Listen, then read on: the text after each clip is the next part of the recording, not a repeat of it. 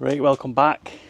Now, I never finished the rubber on the last video for the sliding door because them seats took me ages, and I mean ages to do. So, dedicated video just for this. New door rubber. And the reason why I'm fitting this door rubber is for this. So when you convert these vans, you buy all the B-pillar, delete plastics and all that stuff, which basically wraps round the pillars and just ties it up a bit. But the problem is, the factory rubber on the sliding door doesn't have the rubber lip, which goes over the plastic section and basically just ties in, you know, the actual plastic trim as you go up. Now, excuse that, I had a Velcro strip on there for a fly net and it's left all the glue on it, so that's going to be a challenge getting that off, but we'll get it off anyway. And then we're going to have to look at now how we get this rubber on, because they're sealed. The rubber, even though it's got a joint in there, that's joined at factory, that, so I don't really want to cut that one. So there's probably two ways of tackling this. There's either undo these two Torx bolts here on the bottom end of the sliding door and getting the rubber through that, but there's also a cable there, so I think if we undo this, that may be able to get a bit of movement on that and to lever it. You don't need to do the top one because the rubber's on the inside of it, as you can see. But on the back, on the middle part, you've got the middle runner, which, yeah, straightforward take off, but that is carrying a lot of the weight. In fact, I'd say it's carrying most of the weight on that door, actually. So you've got the top one taking the weight and you've got the middle one. So this one, I wouldn't say that was weight bearing at all. I mean, I will probably put some underneath the door anyway, just to make sure, because you know my luck. If I undo that, me and that door just goes, and then both of them release and it's just chaos. And that's a rubber falling. See, it's Wing It Wednesday. That's what I should call these videos. I should release a video every Wednesday called Wing It Wednesday. Anyway, that's my plan. So I'm going to get that bottom. I think I'm going to tackle the bottom one first, and we'll get that off. First product, good old faithful BC90. She's coming off with a bit of elbow grease. I've got that stuff right. No nonsense foam gun cleaner. I've got spray foam all over one of my unit lights, right? Thought, use that stuff sprayed on it. Not joking, it melted the actual plastic, like a polycarbonate stuff. Light's knackered now, like, but it's strong stuff. Well, I'm not gonna lie, that took some scrubbing, that. Whatever glue they used on that, really good stuff. You see, nice and clean edge for it now. Trying them plastics up a bit. I didn't use the old nonsense stuff because I think that would have just melted it. Right, let's tackle this bottom runner.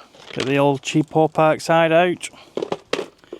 Aldi special. Do you know what? It's not brand promotion this, but it's got every little bit you need. Torx bits, star drives, the lot. Might be cheap, but I'll tell you what, it's been a cracking little set, that. With peanuts as well. Aldi middle aisle. Can't beat them. Right, so I'm on a bit of an incline here, me, right?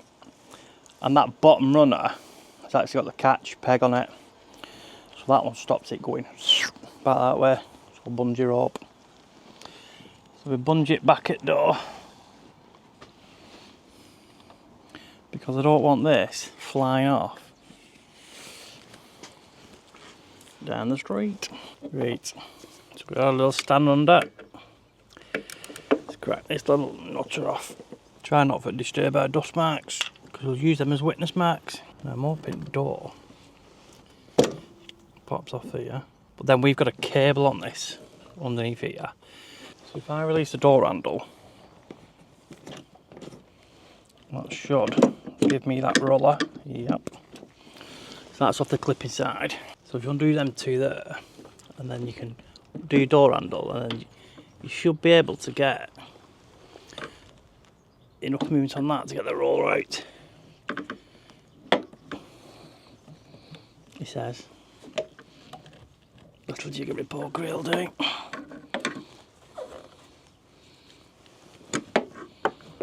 There we go. So basically just pull that back and you can get that rubber on there then. Free it up. It also gives you a chance to check your wheels as well. Make sure they're alright. It's probably the easiest way of doing it, I'll be honest with you. So now that rubber can come off all along the top, all the way around, down. No more joints, should I say it? So far, so good. I think last time when I took this off, there was a lot of glue on the back of it.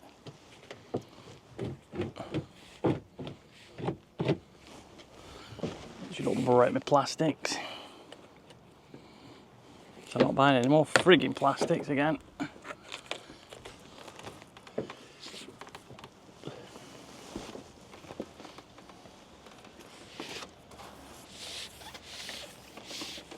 One old plastic. See, I'm a bit of a hoarder me as well. I don't chuck no to air. So all my van bits right are in my garage. And I need to sort my garage out. It's a mess. I need to stop being a hoarder as well, to be fair. There we have one van rubber. If anyone needs a rubber, give us a shout. Thought he sent me the same bloody rubber then. He'll spat my dummy out. Now the joint was on the bottom corner over here, so I think I'll stick that in place. I think the best way of just doing this is just getting in and getting it on, innit? Oh, shitting hell. Can't get it frigging, man. Pick a spot. Let's go. I don't know if there's a technique to doing this, but pushing it on and just going for it's just doing me, right? And it falls off behind me. You know, you should have got a step ladder out. Need some longer legs, me. So it seems like we're chasing quite a bit of this round. Right, so basically, right, it looked like there was loads left over, but you just chase it round to get them. It all fits into place. So it goes up there, all the way around. And basically, I got to about here and it just disappears. So what next bit now is feeding this rubber, so you can just get a little trim tool and just push it. Probably if you wet it a little bit, it might slide a bit better. But if you had a newer trim tool, but you get the idea. And then just get that forced in. Just follow that all the way up. There you have it. It's a better finish all the way up. And that just tidies that section off. Just go. Just going to screw this top piece in there now. Tuck that in, stick that back down. Job's a good one. Oh, and a little tip when you're trying to get that back in there, underneath that, I lifted the rubber up off here and just let it, it's a lot easier to get in when the rubber's off. So just pull the rubber off, pull it to the side, get that in, screw that back up, rubber, pull your door a bit more, rubber back on. Job's a good one. And also,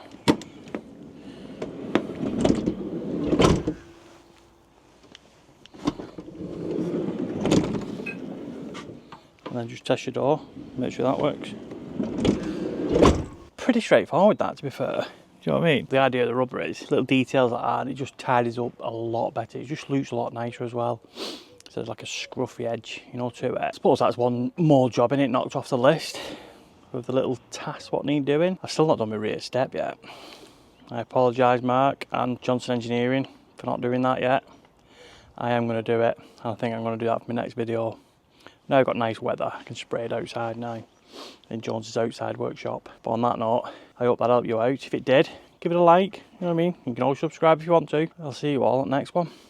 Laters.